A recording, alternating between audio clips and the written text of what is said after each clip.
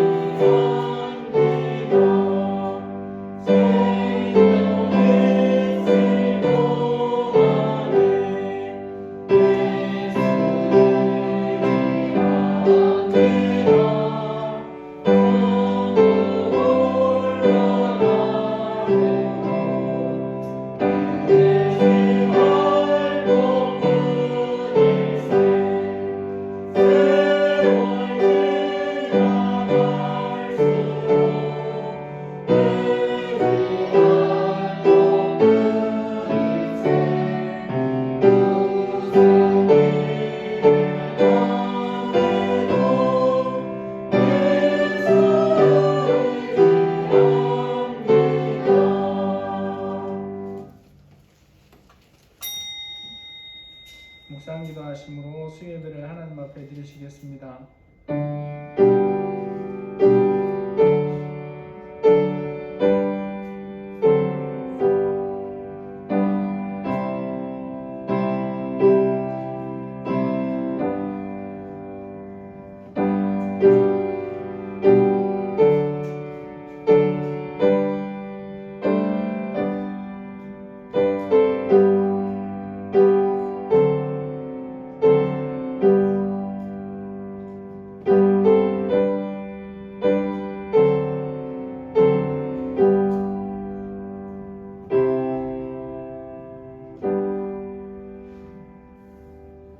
사도신경으로 신앙 고백하시겠습니다. 전능하사 천지를 만드신 하나님 아버지를 내가 믿사오며 그 아들 우주 예수 그리스도를 믿사오니 이는 성령으로 잉태하사 동정녀 마리아에게 나시고 본디오 빌라도에게 고난을 받으사 십자가에 못 박혀 죽으시고 장사한 지 사흘 만에 죽은 자 가운데서 다시 살아나시며 하늘에 오르사 전능하신 하나님 우편에 앉아 계시다가 산자와 심판하러 오시리라. 성령을 믿사오며 거룩한 공의와 성도가 서로 교통하는 것과 죄를 사하여 주시는 것과 몸이 다시 사는 것과 영원히 사는 것을 믿사옵나이다. 아멘. 찬송 542장입니다.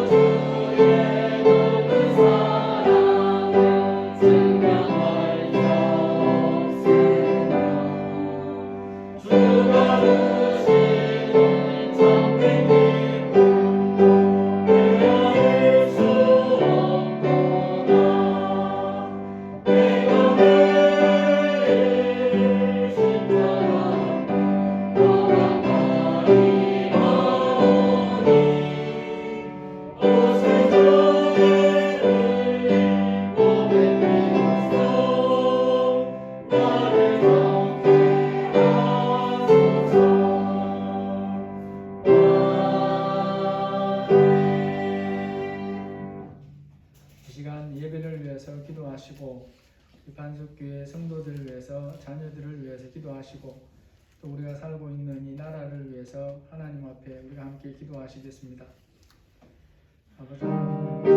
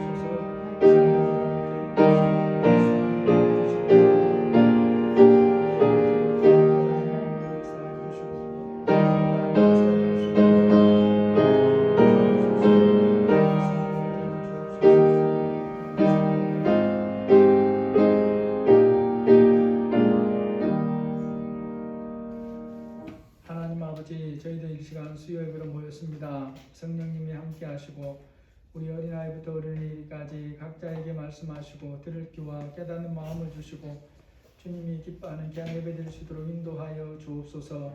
예수님의 이름으로 기도합니다. 아멘. 하나님 말씀 출애굽기 13장 17절에서 22절입니다.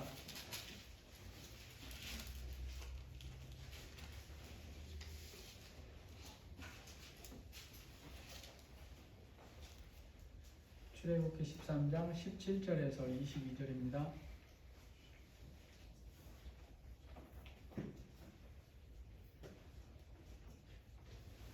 바로가 백성을 보낸 후에 블레셋 사람의 땅의 길은 가까울지라도 하나님이 그들을 그 길로 인도하지 아니하셨으니 이는 하나님이 말씀하시기를 이 백성이 전쟁을 하게 되면 마음을 돌이켜 애굽으로 돌아갈까 하셨습니다.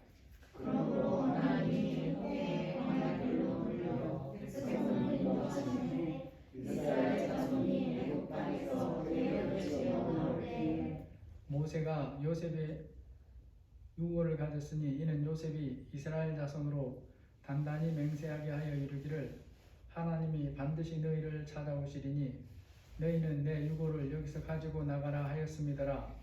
그들이 숲곳을 떠나서 광야 끝에 장막을 치니 여호와께서 그들 앞에서 가시며 낮에는 구름 기둥으로 그들의 길을 인도하시고 밤에는 불기둥을 그들에게 비추사 낮이나 밤이나 진행하게 하시니 낮에는 구름 기둥 밤에는 불 기둥이 백성 앞에서 떠나지 아니하니라.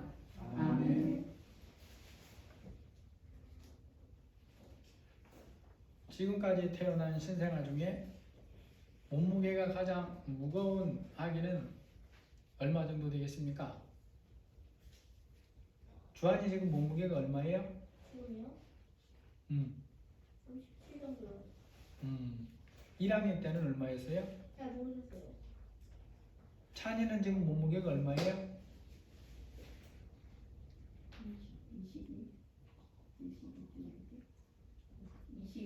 22 정도 돼요?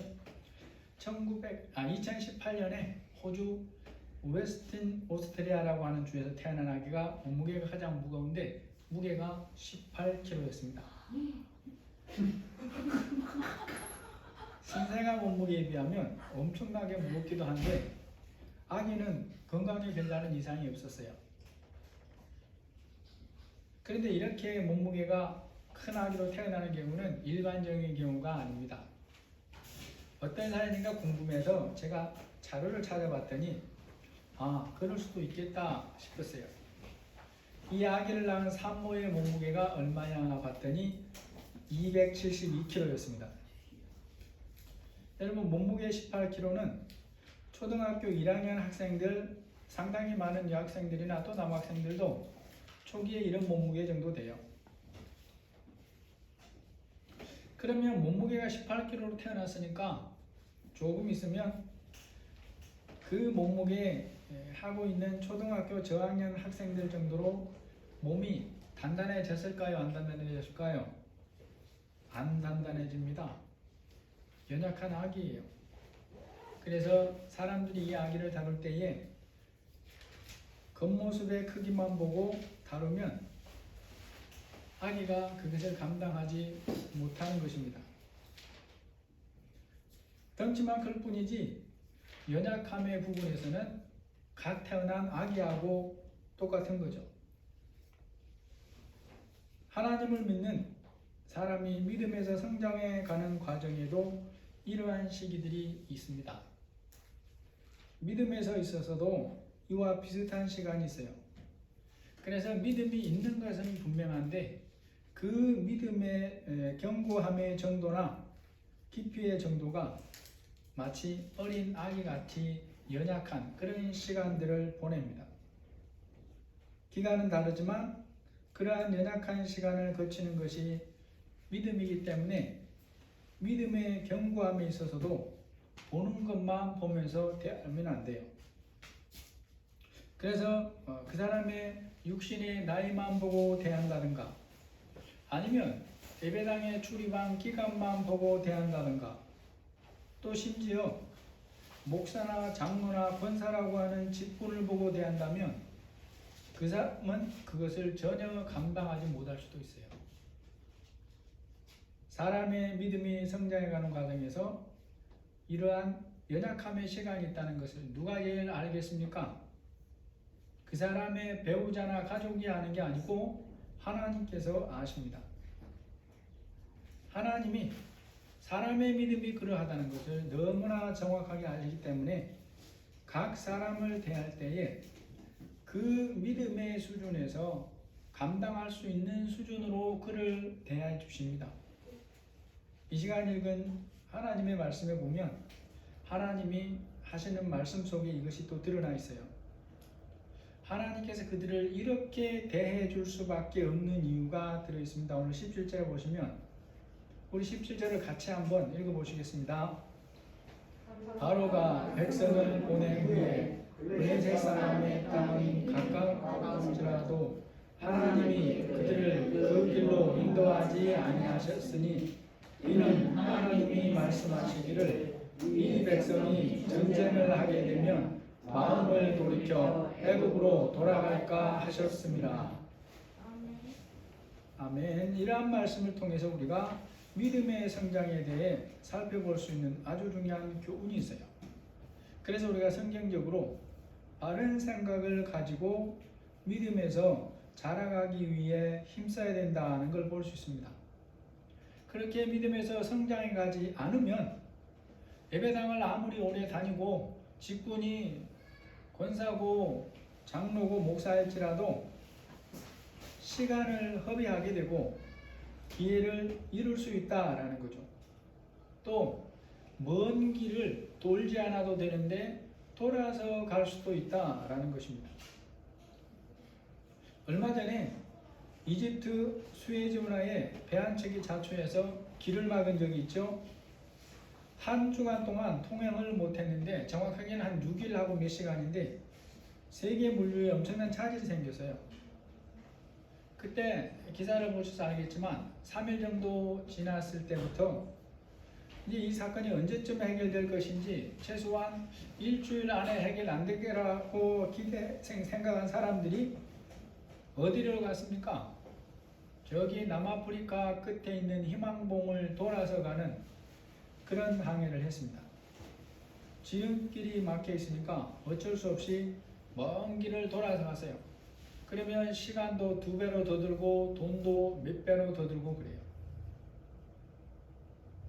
오늘 본문 말씀에서 믿음의 성장에 대해서 가르치는 교훈을 바르게 이해하기 위해서는 우리가 애굽의 이스라엘 백성들이 살던 곳 출발지에서 하나님이 그들의 조상들에게 약속한 땅, 지금 이 사람들이 가서 살아야 될 땅의 지도나 거리를 좀 이해를 할 필요가 있습니다. 어떤 길이 그들이 가기에 가장 적절하고 좋은 길인가를 알 필요가 있는 거예요. 우리가 뉴스에서 가끔씩 들어봤을 법한 지명이 중동의 지명 중에 시나이 반도라고 하는 곳이 있습니다. 현재 이스라엘 나라가 이른바 제3차 중동 전쟁이라고 불리는 혹은 6.1 전쟁으로 불리는 전쟁에서 당시 이집트 땅이었던 그곳을 불과 며칠 만에 몽땅 다 빼앗아버린 그런 곳이에요. 그리고 이제 그 후에 이스라엘이 이곳을 이집트에 돌려주면서 두 나라 사이에 항구적인 휴전협정, 평화협정을 맺게 됩니다. 지도상에서 볼 때 이집트와 이스라엘 땅 사이에 바로 이 시나이 반도가 있는데 남북으로 보면 역삼각형 모양을 하고 있고 그 북쪽이 바로 지중해변의 면에 있는데 이 크기가 지금 이스라엘 국토 전체보다도 큽니다. 그리고 대부분이 광야로 되어 있어요. 이집트에서 나온 이스라엘 백성들이 가나안 땅에 가려면 바로 이 시나이 반도의 북쪽 지중해 해변 쪽에 나 있는 길을 따라가는 게 제일 가깝고 좋은 길입니다. 이건 이미 오래된 길이고 당시의 상인들이나 나라의 사신들이 이 길을 통해서 왕래를 하고 있었던 그런 길이에요. 그렇지 않고 오늘 본문에 보는 이스라엘 백성들이 간 길로 가려면 지중해 해변으로 가는 것보다 최소한 3배는 더 걸리고 더군다나 광야를 거쳐야 합니다. 그러니까 길을 모르는 경우가 아니라면 당연히 지중해 해변길로 가요. 그 길을 두고 다른 길로 간다는 것은 바보가 아니면 할 일이 아니라는 것입니다. 그러한 모든 지도나 길 사정에 대해서 가장 잘 아시는 분이 모세가 아니라 하나님이시다라는 거죠. 그렇게 길을 잘 아시는 하나님께서 애굽에서 나온 이스라엘 백성을 인도하실 때에 바로 그 길로 인도하지 않으시고 3배는 기본적으로 돌아가지 않을 때 길이고, 그러니까 구부러지지 않을 때 길이고, 구부러지지 않아도 3배나 돌아가는 길이고, 먼 광야를 돌아서 가는 그 길, 이것을 모세가 실수한 게 아니고 일부러 그 길로 가도록 하시는 그런 하나님이라는 것입니다.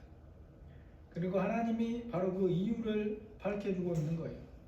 하나님이 말씀하시기를 이 백성이 전쟁을 하게 되면 마음을 돌이켜 애굽으로 돌아가게 하셨습니다.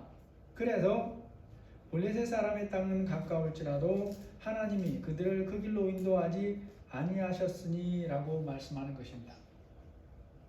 여기에 아주 중요한 교훈이 있다라는 거죠. 하나님께서 이스라엘 백성을 왜 가장 가까운 길로 인도하지 않았냐는 것입니다. 분명히 하나님이 그 길을 아시고 그 길이 가장 짧고 좋다는 것을 아십니다. 애굽에서 나오는 이스라엘 백성들도 그 길로 갈 것을 감안하고 양식을 다 준비했어요. 양식을 준비한 게 그들이 넉넉하게 준비해서 한 달치를 준비했거든요. 그러니까 한 달이 아니면 한 2주나 아니면 한 주 정도만 가도 바르게만 가면 금방 갈 수 있는 그런 길이에요. 그럼에도 하나님이 백성을 그 길로 인도해 가실 수 없었다고 말씀하는 것입니다. 그 이유가 바로 이스라엘 백성이 그 길을 가다가 만나게 되는 일을 믿음으로 대처할 수 없게 되는 거예요. 그것을 하나님이 짐작한 것이 아니라 아셨기 때문에 그들에게는 그 길을 가면서 믿음으로 감당할 그런 견고함이 없어요. 이스라엘 백성들이 그 길을 통해서 하나님이 주시려는 땅을 가려고 하면 반드시 중간에 만나게 되는 사람들이 있는데 그들이 누구냐? 그게 바로 블레셋 족속입니다. 그들이 살고 있는 땅이 여러분이 혹시 이스라엘 지도 보면 아시겠지만 이스라엘 남쪽과 서쪽에서 남쪽하고 그 다음에 남쪽으로 내려가서 서쪽으로 보면 그 가자 지구의 지중해 쪽에 약간 휘어지면서 붙어있는 좁은 지역이 있어요. 거기가 가자 지역인데 바로 이스라엘 백성들이 올라가는 그 길이 바로 거기에 딱 마주쳐 있습니다. 이제 한번 생각을 해보세요. 그들을 향해서 200만에 달하는 민족이 지금 올라오고 있어요. 그러면 자기들이 살기 위해서라도 뭘 준비하겠습니까? 전쟁을 준비하죠. 더구나 이스라엘 백성들이 출발하고 그러면 이제 주변의 사람들이 막 국가에서 정보원들을 보내서 살펴볼 텐데 보니까 이스라엘 백성은 뭐도 없습니까? 군대도 없죠. 뭐도 없으니까 싸울 무기도 없어요. 아이도 있고 노인도 있고 가축도 있고 막 이렇게 진행을 하고 있어요. 그러니까 두려워하지 않고 공격해 올 것은 당연한 일이죠. 이제 하나님 말씀을 믿고 있는 우리는 알아야 될 게 있습니다. 가는 도중에 블레셋을 만나고 그들이 전쟁을 걸어오는 것 자체는 아무 문제가 아니에요. 왜냐하면 하나님은 그들을 단번에 물리치실 능력이 있어요. 홍해에서 이스라엘 백성들을 쫓아오는 애국 군대를 수장시켰잖아요. 얼마든지 할 수 있어요. 언젠가 뉴스 보니까 모래폭풍이 몰려오는데 그 모래폭풍에 갇히게 되면 아무도 움직일 수 있는 존재가 없다는 거예요. 지나가기 전까지는 가만히 있어야 된대요. 홍해를 가는 하나님께서 모래폭풍 사용 못하겠습니까? 얼마든지 할 수 있단 말이죠. 그런데 중요한 것은 지금 애굽에서 나온 이스라엘 백성들에게는 블레셋 군대를 만났을 때 하나님을 믿고 그들과 싸울 정도의 믿음이 없다는 것입니다. 그럴 믿음이 없으니까 어떤 행동을 하게 될 것이냐? 블레셋을 두려워하면서 애굽으로 돌아가려고 할 걸 하나님이 아신다는 거죠. 싸워볼 생각은 하지도 않고 하나님과 모세를 원망하면서 다른 사람들을 선동해서 애굽으로 돌아가고 그렇게 외칠 거라는 것을 아신다는 거죠. 하나님께서는 아직 일어나지 않은 일이지만 짐작으로 말씀하는 게 아닙니다. 실제로 그들의 행동이 전능하신 능력으로 하나님이 보실 때 그 한 것을 아신 거예요. 그래서 지금 이스라엘 백성들이 가기에 가장 짧고 좋은 길을 통해 조상들에게 주시겠다라고 하는 약속으로 땅으로 데려가고 싶지만 그렇게 할 수가 없는 거예요. 그래서 백성들이 블레셋을 만나지 않을 다른 길로 지금 돌려서 인도하고 있다. 하나님이 그 말씀을 하고 있다는 것입니다.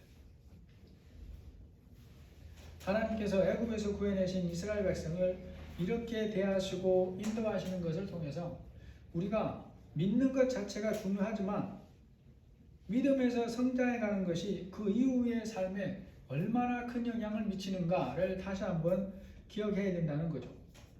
믿음에서 바르게 성장해가는 것이 얼마나 중요한가라는 것을 알아야 된다는 것입니다.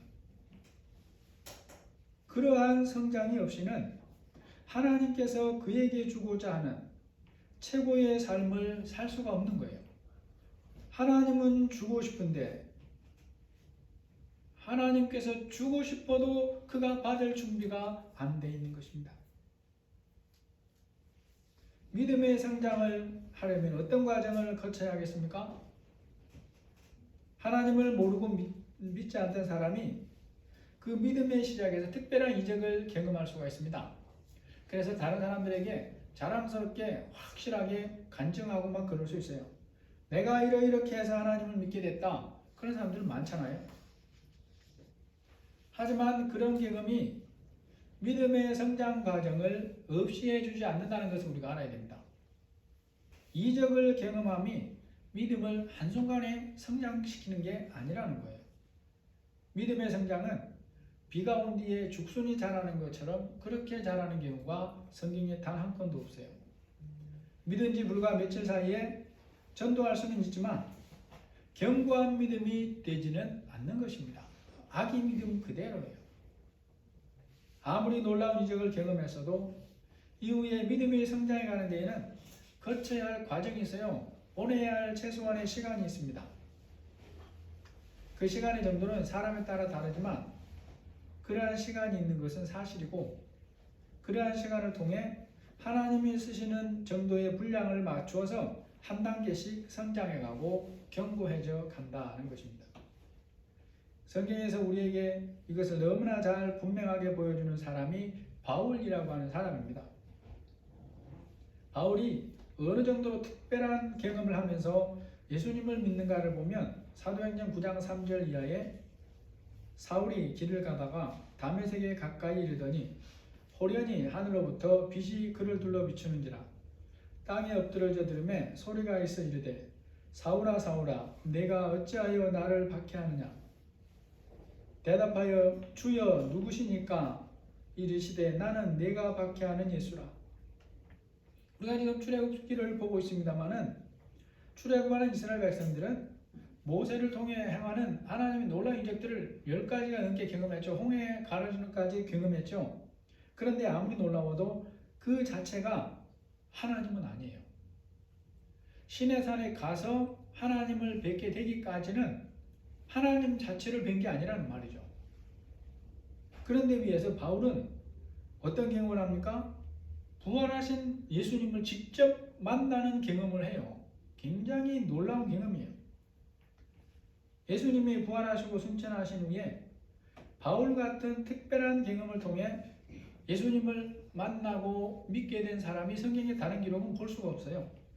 오직 성경에 바울만 이런 특별한 경험을 한 것을 기록을 합니다.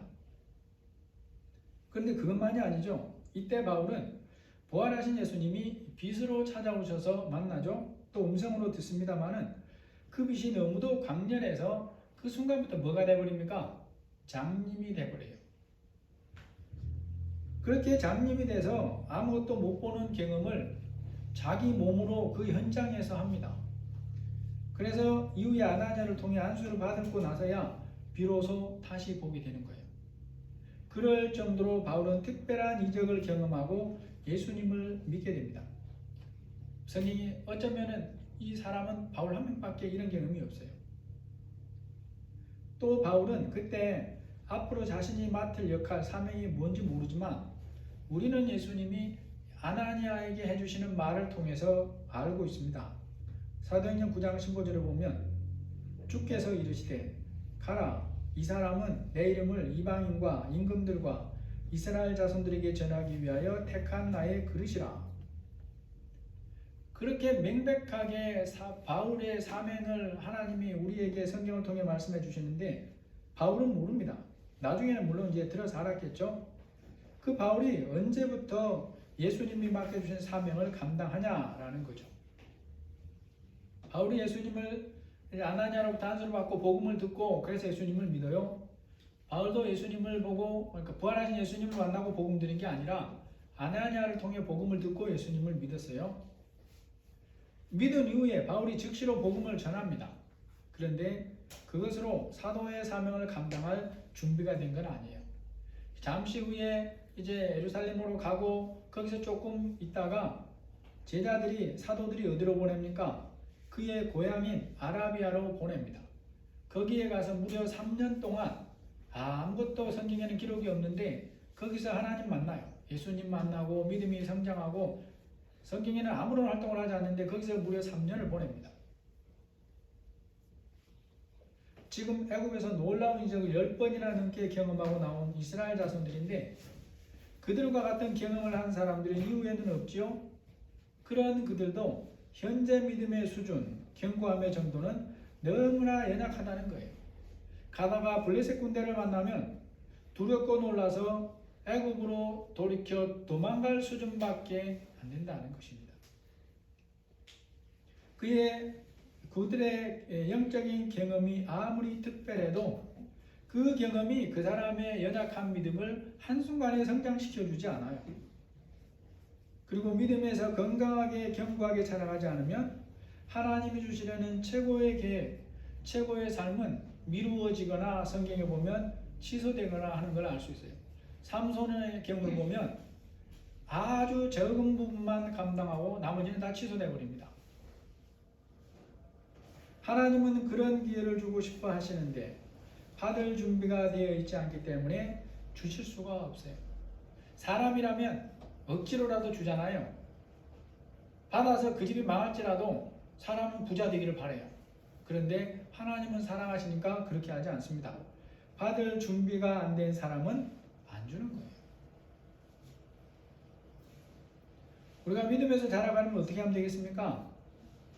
믿음에서 자라가는 것은 한 주간이나 보름이나 40일 특세를 하고 작전 기도를 한다고 단번에 자라가는 게 아니에요.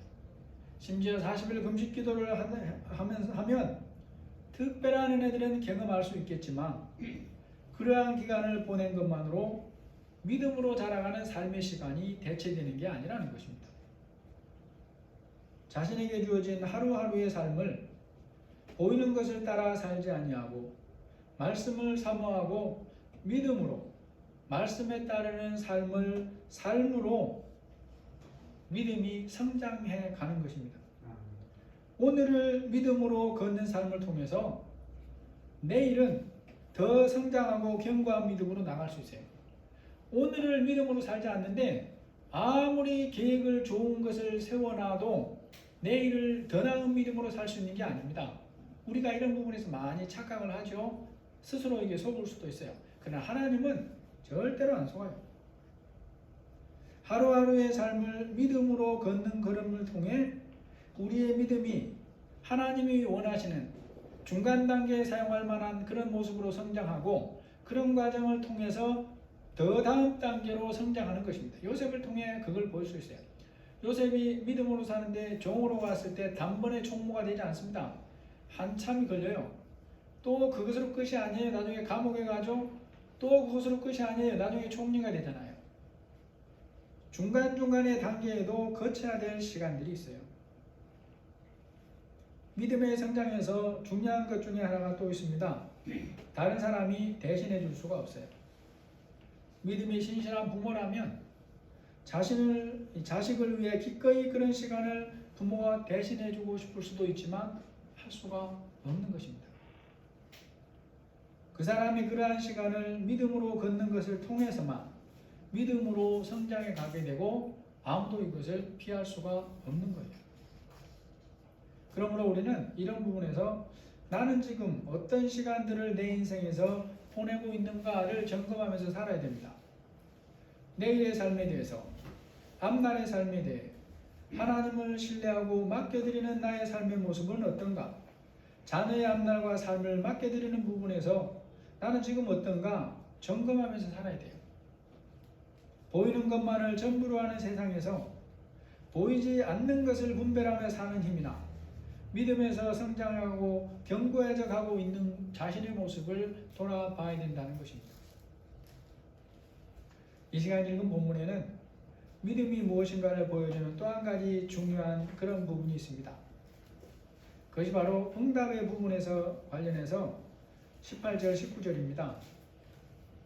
이스라엘 자손이 애굽 땅에서 대열을 지어 나올 때에 모세가 요셉의 유고를 가졌으니 이는 요셉이 이스라엘 자손에게 단단히 맹세하여 이르기를 하나님이 반드시 너희를 찾아오시리니 너희는 내 유고를 가지고 여기서 나가라 하였습니다. 이 말씀은 이스라엘 백성들이 그들의 조상인 요셉의 유언을 지키고 있는 거죠. 창세기 50장 24절 이하에 보면 요셉이 임종 직전에 유언을 합니다. 그런데 그 유언에는 그게 기도고 또 그게 예언이기도 해요. 하나님이 당신들을 이 땅에서 인도하여 내사 아브라함과 이삭과 야곱에게 맹세하신 땅에 이르게 하시리라 하고 요셉이 또 이스라엘 자손에게 맹세시켜 이르기를 하나님이 반드시 당신들을 돌보시리니 당신들은 여기서 내 행로를 메고 올라가겠다 하라 하였더라. 요셉이 아버지 야곱을 장사할 때는 아버지의 장례를 가나안 땅으로 가서 치릅니다. 그래서 아버지 야곱이 사놓은 그 무덤에 장사를 해요. 그런데 자신의 임종을 앞두고는 그곳에 가라고 유언하지 않습니다. 나중에 하나님이 너희들을 이 땅에서 인도하여 내어 가실 텐데 그때 내 해골을 가지고 가라 이렇게 유언을 한 거예요. 요셉이 죽으면서 형제나 자손들에게 이렇게 유언을 할 수 있었던 이유가 뭐겠습니까? 그것이 바로 하나님이 하신 약속을 믿은 거예요. 다시 말해서 자기 아버지 야곱이 하나님께서 찾아오셔가지고 야곱이 애굽으로 내려가기 직전에 그러세요. 지난 앞선 시간에 살펴본 것처럼 내가 너를 따라 애굽에 내려가고 내가 너와 함께 그곳에 머물고 내가 너와 함께 거기서 올라올 것이다. 이것을 그 자손들에게 말해준 거죠. 그러니까 요셉도 들었고 요셉은 그것을 믿었어요. 그러므로 요셉은 이런 부분에서도 마찬가지입니다. 하나님께서 아버지 야곱에게 말씀해 주신 대로 하나님의 시간이 되면 친히 하나님이 오셔서 그들의 후손을 애굽에서 인도해 가실 것을 믿었다는 거예요. 요셉이라고 해서 여기에 대해 하나님이 언제 어떻게 하실지 아는 것은 전혀 없어요. 그럼에도 요셉은 하나님을 믿은 것입니다. 요셉은 보고 믿은 것, 보고 유언한 것이 아니에요. 오직 믿음으로 유언했습니다. 지금 눈에 보이는 것은 아무것도 없어요. 하나님이 영원하신 분임을 믿었고 하신 약속을 지키시는 분임을 믿었습니다. 그래서 자기의 해골을 가지고 가라고 유언을 했다는 거죠. 우리가 믿음과 응답의 관계에서 요셉이 하나님을 믿은 것에 대해 하나님께서 어떤 방법으로 응답하시냐 아는 거죠. 후손들이 요셉의 유언을 지키게 하는 방법으로 응답을 하신 것을 아는 것이 중요합니다. 이스라엘 자손이 애굽 땅에서 대회를 지어 나올 때에 모세가 요셉의 유고를 가졌으니 요셉의 믿음에 이런 방법으로 응답하시는 하나님을 보면서 우리가 또 믿음이 무엇이고 응답이 뭔가를 배울 부분이 있어요. 그것이 바로 우리가 기도할 때 기도의 응답에 대해 생각하는 것이 대개 어떤 것이냐라는 거죠. 기도할 때 늦어질지라도 하나님이 그대로 응답하실 것이면 기도하는 그 사람에게 응답을 하실 것이라고 생각을 하면서 기도를 합니다. 대부분이 그렇죠? 기도하는 사람이 그런 생각을 가지고 하는 것은 지극히 성경적이고 당연한 생각이에요. 그런데 우리가 하나 더 알아야 될 게 있습니다. 하나님은 그렇게만 응답하신다고 말씀하신 적은 성경에 없다는 거예요. 뭔 말인가 하면 이런 면에서 요셉은 우리에게 기도와 응답에 대해서 아주 귀한 가르침을 준다는 거예요. 요셉이 자손들에게 하는 유언은 하나님께 드리는 기도이기도 합니다. 물론 예언의 성격도 있지만 기본적으로 기도예요. 그런데 요셉은 그 기도에 대해서 자신이 살아서 응답받지 못할 것을 압니다. 그것을 알면서도 요셉은 기도하기를 중단하지도 않았고 믿음을 버리지도 않았다는 거예요. 요셉이 드린 이 기도가 언제 응답을 받게 됩니까? 요셉이 몇 살 때 죽는다고 했습니까? 110살 때 죽습니다. 그러면 요셉이 30살 때 애굽 총리가 되죠. 7년 풍년과 2년 흉년이 있으니까 그의 나이 대략 40살에 그의 아버지 야곱이 애굽으로 이주했다고 볼 수 있어요. 그가 죽은 후로부터 무려 360년이 흐른 후에야 응답을 받았다라는 것입니다. 하나님께서 기도를 들으시고 거기에 기도한 대로 응답을 하시는 경우라도 기도하는 그 사람에게 응답하시는 것만 하나님의 응답이 아닌 거예요. 이것이 아주 중요한 사실입니다. 하나님의 응답은 기도하는 그 사람이 이 땅 위에서 받아야만 되는 것이 아니라는 거예요. 그러므로 우리는 자신은 물론이고 자녀손을 위해서 기도하기를 게을리하지 말아야 하는 것입니다. 응답의 시간이 언제일지 모르는 경우라도 기도하기를 계속해야 돼요. 또 내가 응답을 받지 못할 것 같아 보이는 문제거나 혹은 그것이 분명한 경우라도 또 확인을 할 수 없다고 여겨지는 경우라도 기도해야 할 것이라면 기도하기를 계속해야 되는 것입니다. 하나님은 영원하시기 때문에 반드시 응답하실 것에 대해서는 응답을 하세요. 요셉이 유언을 할 때 하나님이 이렇게 하실 것이라고 유언하고 있죠. 요셉이 이스라엘 자손들에게 단단히 맹세하여 이르기를 하나님이 반드시 너희를 찾아오시리니 라고 말합니다. 그것은 곧 하나님이 응답하시는 거예요. 찾아오셔서 그들을 구해내신 게 응답이죠. 요셉은 지금 하나님을 보지도 않고 역사하는 것을 앞으로 볼 수도 없고 계산할 수도 없어요. 그럼에도 하나님의 시간이 되면 하나님이 찾아오셔서 이스라엘 백성들을 애굽에서 구해내실 믿음을 가지고 있습니다. 그리고 그 믿음이 있기 때문에 자기의 해골도 그때 가지고 나가라고 유언한다는 것이죠. 그리고 하나님께서 그 요셉의 믿음에 친히 응답하셔서 찾아오시고 지금 해골을 가지고 나가게 하는 이 놀라운 역사를 하고 있는 거예요. 그러니까 저나 여러분이 지금 내가 기도하는 것이 응답받지 못한다고 해도 하나님이 주시는 마음이면 계속 기도를 해야 돼요. 특정한 지역이나 외국 선교나 어떤 부분에 대해서 내가 잘 모르는 사람일지라도 내가 그 현장을 몰라도 하나님이 주신 것이면 기도를 해야 될 그런 필요가 있더라는 것입니다.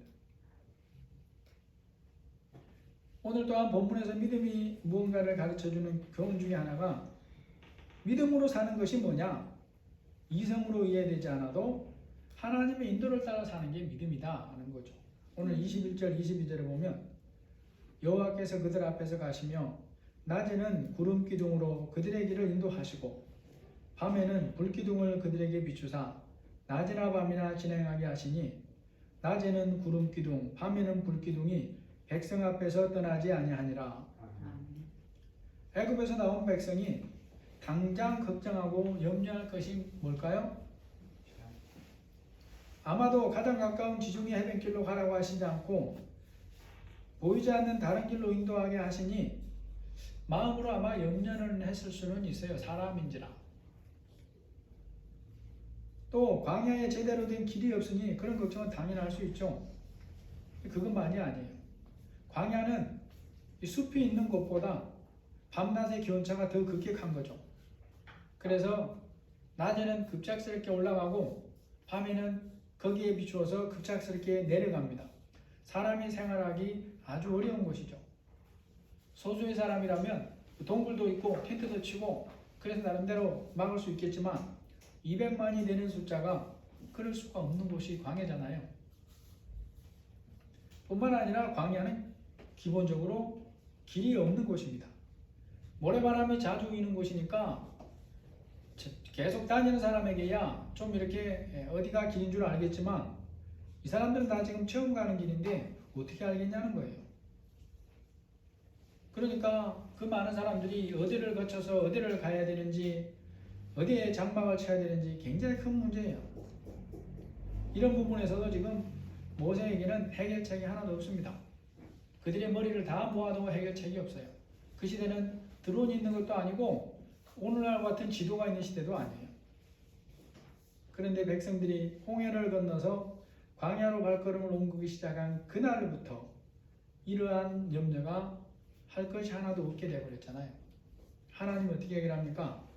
놀라운 방법으로 그리고 눈에 보이는 오감으로 확인되는 방법으로 단번에 해결을 해버렸어요. 여호와께서 그들 앞에서 가시며 낮에는 구름 기둥으로 그들의 길을 인도하시고 밤에는 불 기둥을 그들에게 비추사 낮이나 밤이나 진행하게 하시니라고 말합니다. 믿음으로 사는 삶이 어떻게 사는 삶인가를 우리에게 분명히 가르쳐 준다는 거죠. 믿음으로 사는 삶은 보이는 환경이나 이성의 계산을 따라서 사는 삶이 아닙니다. 그것을 무시하라는 게 아니라 하나님이 말씀하시면 그것들은 부차적으로 자리를 내줘야 되는 거예요. 하나님의 인도하심을 따라 하신 말씀에 순종하면서 사는 것이 믿음으로 사는 것입니다. 그래서 때로는 그것이 광야처럼 보이는 길일지라도 실제로 하나님이 나에게 내 가정에 말씀하셔서 가는 길이라면 그렇게 걷는 삶을 누가 책임집니까? 전능하신 하나님이 책임지는 거예요. 이 시간 말씀을 정리해 보겠습니다. 하나님은 겉모습이 아니라 우리의 믿음이 어떠한가를 실제로 아세요. 그래서 거기에 맞게 인도하시고 일을 해 가십니다.